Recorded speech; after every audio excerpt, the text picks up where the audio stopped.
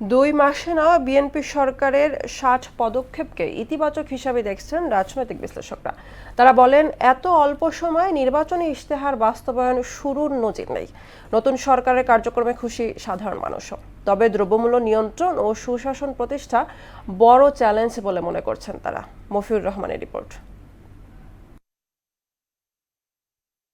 তারেক রহমানের নেতৃত্বাধীন বিএনপি সরকারের মেয়াদ 2 মাস পূর্ণ হয়েছে 17 এপ্রিল।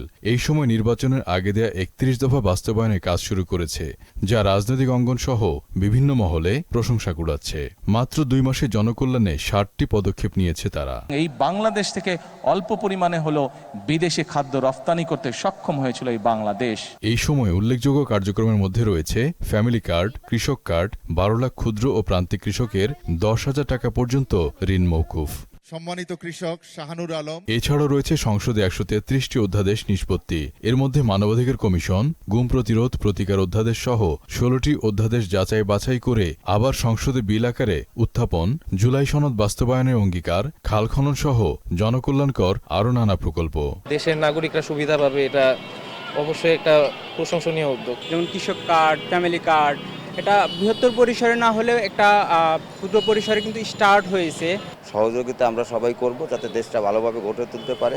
শূন্য 4,68,220 পদ পূরণের জন্য কর্মপরিকল্পনা, বন্ধ কারখানা ও শিল্প প্রতিষ্ঠান চালু, economic zone, basic hi-tech park ও ইন্ডাস্ট্রিয়াল ক্লাস্টারের তালিকা করে ব্যবসা ও স্থানীয় বিশ্ববিদ্যালয়ের সঙ্গে ইকোসিস্টেম তৈরি সহ অর্থনীতিকে শক্তিশালী করতে একগুচ্ছ পদক্ষেপ গ্রহণ করেছে সরকার। সরকারের এসব পদক্ষেপকে যুগান্তকারী হিসেবে দেখছেন রাজনৈতিক বিশ্লেষকরা। এটাই হলো বাংলাদেশের মানুষের বড় অর্জন, যে সরকার যারা ক্ষমতায় আসছে তারা যে ম্যানিফেস্টোতে যে কমিটমেন্টগুলো দিয়েছিল সেই কমিটমেন্টগুলো দিনে দিনে যে বাস্তবায়ন করছে। 2034 সালের মধ্যে $1 ট্রিলিয়ন অর্থনীতিতে রূপান্তর ও বিদেশি বিনিয়োগ সহজীকরণের সিদ্ধান্ত নিয়েছে সরকার।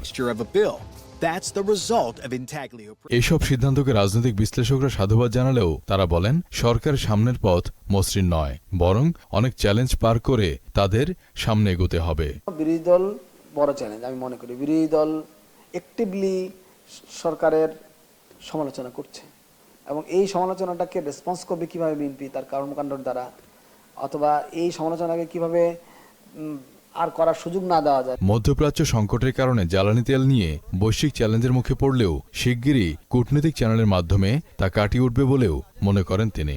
আমেরিকা যেহেতু আমরা মার্কিন যুক্তরাষ্ট্রের সাথে পলিসি অ্যালাই আছি কিছুটা, সুতরাং আমরা এখনই যদি মার্কিন যুক্তরাষ্ট্রের শত্রুদের কাছে তেল খুঁজি, আমার কাছে মনে হচ্ছে এটা এখনই সুযোগ নেই। আর এর জন্য আমরা পারস্পরিক আলাপ করতে পারি, আমেরিকার সাথে বাংলাদেশ কর্তৃপক্ষ আলাপ হতে পারে যে তাদের এই প্রবলেম হচ্ছে। গেল 2 মাসে সরকার মানবাধিকার রক্ষায় যে রেকর্ড তৈরি করেছে তা জনগণের প্রত্যাশা পূরণ করেছে বলেও মত দেন এই বিশেষজ্ঞ। নাগরিক ভঙ্গিমা দেখাচ্ছেন যেগুলোর মধ্যে দিয়ে বোঝা যাচ্ছে উনি নাগরিক বান্ধব প্রধানমন্ত্রী হয়ে উঠেছেন। মফিউর রহমান, মোহনা সংবাদ, ঢাকা।